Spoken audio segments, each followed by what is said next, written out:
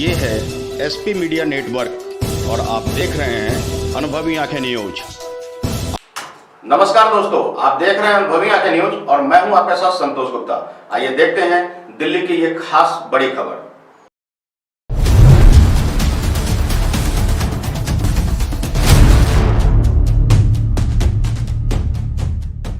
आप देख रहे हैं आपका पार्षद और रिपोर्ट कार्ड। आज हम दिल्ली के राजनगर वार्ड आए हुए हैं, जहां हमारे साथ हैं डॉक्टर भूपेंद्र गुप्ता।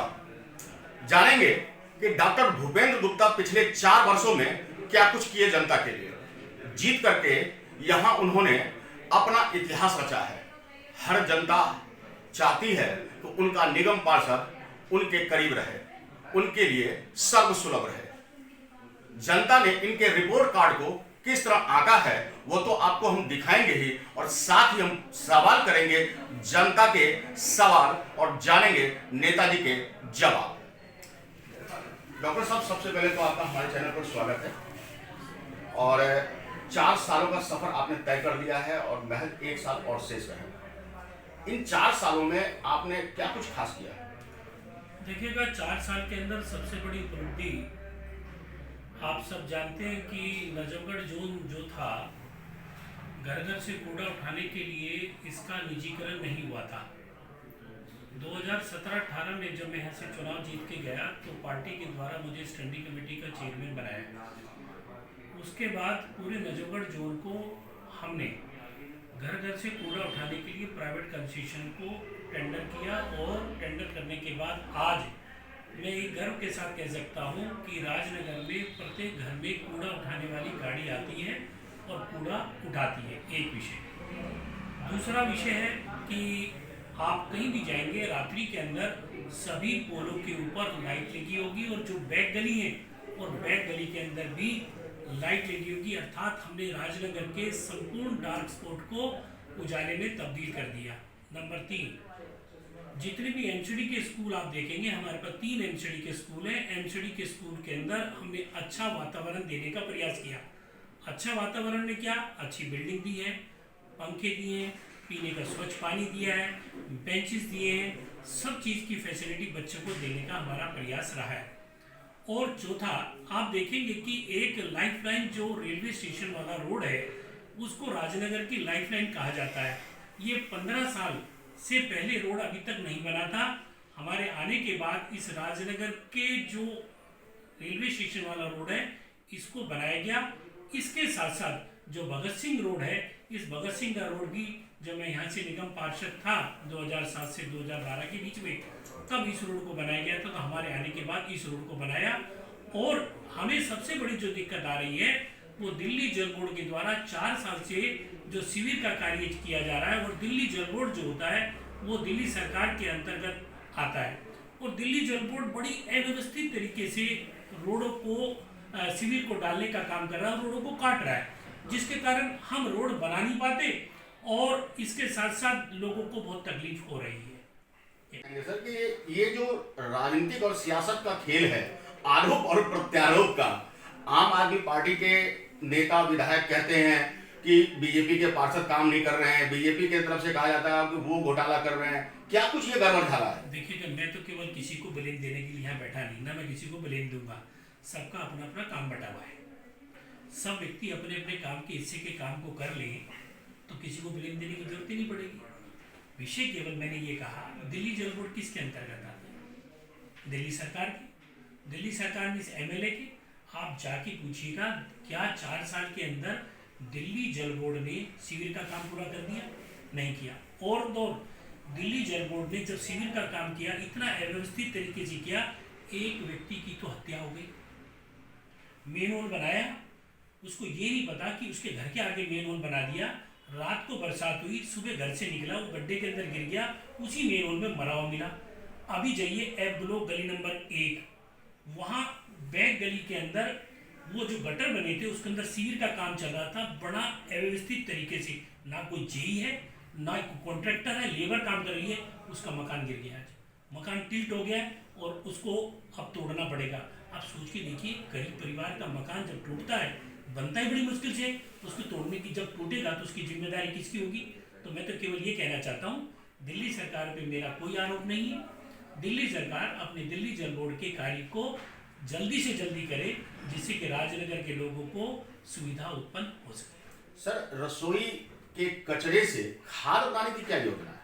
देखिए, रसोई से कचरे, रसोई का जो कूड़ा है, अब हम सेग्रीगेशन और वेस्ट, अभी तक तो क्या है, लोगों को इस बात की समझ ही नहीं है। धीरे धीरे स्टेप लिया जाता है कि सूखे कूड़े को और गीले कूड़े को आप सेग्रीगेट कर सके, और जो आपका रसोई से जो कचरा निकलता है उसको सेग्रीगेट करके हमने प्लांट लगाए हैं कई जगह, तो उससे खाद बनाई जाती है, और खाद को फ्री ऑफ कॉस्ट अपने जितने भी हम हमारे पार्क है उसमें देने का प्रोविजन किया जाता है। तो कचरे के आधार पर एक प्रोजेक्ट और भी आरंभ हो रही है, जिनमें वैष्णो देवी और दर्शनीय स्थल अयोध्या जी बनाने की बात हो रही है, वो क्या है?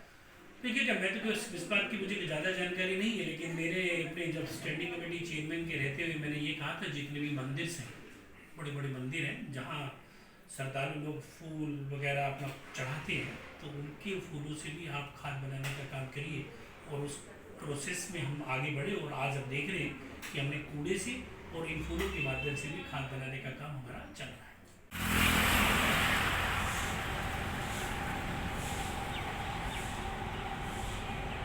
एक साल बाद अगर आप जाते हैं तो ऐसा क्या कह करके आप उनका भरोसा जीतेंगे एक बार फिर से?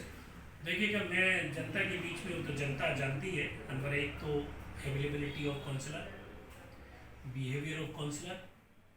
नंबर 3 काम करना। काम करने में मैंने आपको बताया कि जिस प्रकार से कभी भी पिछले 5 साल के अंदर केवल एक टिप्पर होता था जो घर घर से कूड़ा उठाता था, आज राजनगर के अंदर 15 टिप्पर हैं जो घर घर से कूड़ा उठा रहे हैं। प्रत्येक रोड को हमने स्ट्रीट लाइट में कन्वर्ट किया। कोई घर ऐसा नहीं है, कोई पोल ऐसा नहीं है जहाँ स्ट्रीट लाइट ना लगी हो। इसके साथ साथ हमारे यहाँ एक वार्ड में शमशान घाट था, उस शमशान घाट का नवीनीकरण चल रहा है, क्योंकि आप सब जानते हैं कि सबको जो पैदा हुआ है उसको मरना तो अवश्य है, यूनिवर्सल ट्रुथ है। तो हम जब जाते हैं तो वहाँ बैठने की व्यवस्था नहीं थी, लकड़ी गिरी मिलती थी। आज उसकी व्यवस्था चल रही है और वो काम भी हमारा चल रहा है। और जितने भी कार्य हैं जो एमसीडी के अंतर्गत आते हैं, सब कार्यों को हमने कर लिया है और उसका तब तो रिवीजन चल रहा है।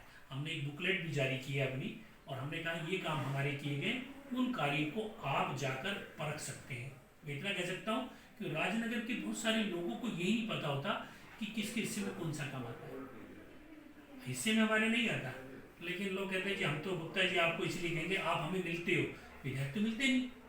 इस 2 लाख की आबादी में, मैं आरोप नहीं लगा रहा, 2 लाख की आबादी में राजनगर के आवाम ने, राजनगर की जनता ने झाड़ू के एमएलए को बहुत बड़ी वोटों से आशीर्वाद दिया था, लेकिन राजनगर में उनका ऑफिस नहीं है।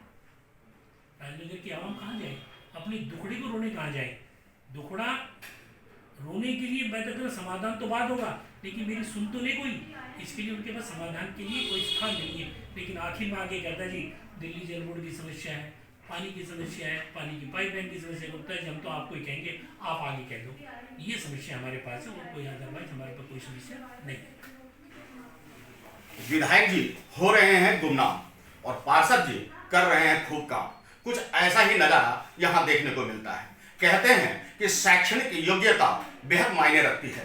जैसा कि डॉक्टर भूपेंद्र गुप्ता नाम से ही पता लगता है कि योग्यता के मामले में कमतर नहीं है। आपको जानना होगा कि आखिरकार शिक्षा के इस योगदान के साथ वे किस तरह अपने वार्ड की साफ सफाई व्यवस्था को चाक चौबंद रखने में लगे हुए हैं। बता दें कि इससे पहली खबर में हमने आपको दिखाया था कि राजनगर के वार्ड के जनता ने इन्हें 1 खराब और 10 बहुत बढ़िया रैंकिंग में 10/10 ही दिया था। एक बार फिर से हम जनता के मिजाज भी दिखा रहे हैं। देखिए इस खास रिपोर्ट में।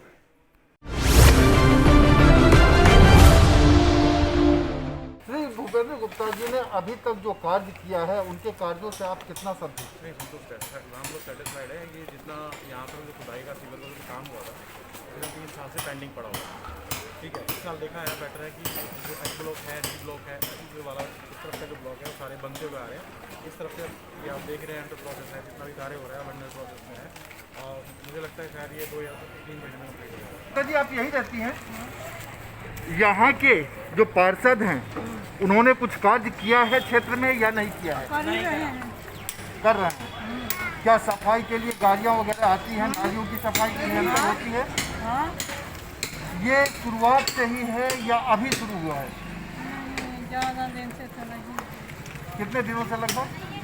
2-3 साल तो हो गया। एक साल बाद जब चुनाव के मैदान में डॉक्टर भूपेंद्र गुप्ता फिर से उतरेंगे तो किसकी होगी सह और किसकी होगी मात, कौन करेगा भीतरीगा, यह सब तो चलता ही रहेगा। लेकिन जनता का भरोसा इनके साथ है और इसके लिए डॉक्टर भूपेंद्र गुप्ता जनता के साथ है। तो आज के लिए इतना ही। हमारे साथ बने रहे और देखते रहे अनुभवी आंखें न्यूज, क्योंकि यह है आपका चैनल, आपका विश्वास। तो आज के लिए इतना ही। हमारे साथ बने रहिए और देखते रहिए अनुभवी आंखें न्यूज और पढ़ते रहिए अनुभवी आंखें अखबार। सोशल साइट्स, ऑनलाइन चैनल पे जाकर आप हमारे चैनल्स को देख सकते हैं, लाइक और सब्सक्राइब भी कर दीजिए। दोस्तों, आप हमसे जुड़ने के लिए अपना पासपोर्ट साइज फोटो और एक आधार कार्ड की फोटोकॉपी हमें भेज दें और हमसे जुड़ें। हमारे से जुड़ने के लिए इस नंबर पे आप हमसे बात कीजिए। हमारा नंबर है 8826227802।